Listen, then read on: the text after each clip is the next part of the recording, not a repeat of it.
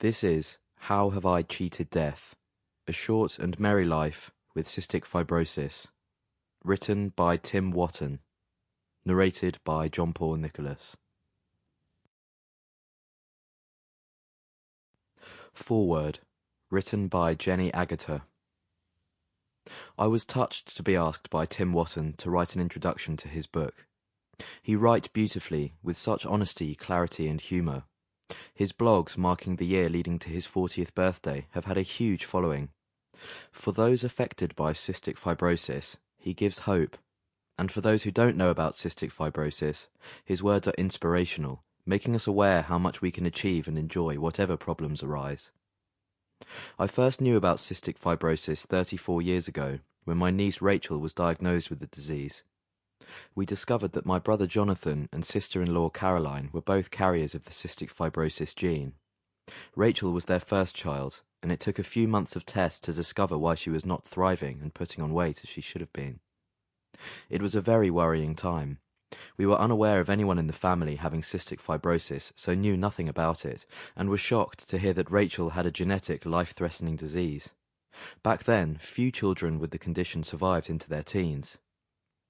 I was living in the United States whilst Rachel was growing up and was unaware of the day-to-day routine that Caroline and Jonathan went through to maintain Rachel's health.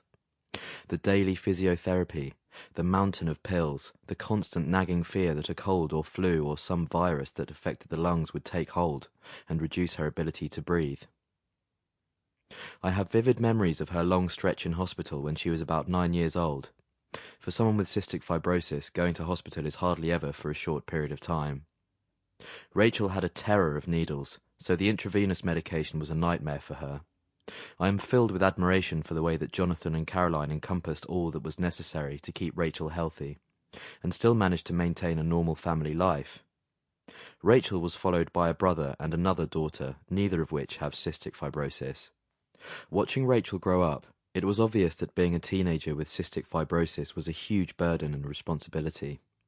Just when a young person wants to fit in with their peers and be accepted, they have to acknowledge their frailty, take masses of medication, and spend time doing physiotherapy to make sure that they are keeping their lungs as fit as possible. Motivating teenagers is not an easy task. So imagine trying to persuade a 15-year-old to get up early so that they can do a regime of exercise, take a cocktail of drugs, have their breakfast, and then go off to school. Once home in the evening, homework has to be done, and there's no time to watch TV, as more physiotherapy needs to be done. And this is not for a short period of time. This regime is necessary every day for life. It's Sample complete. Ready to continue?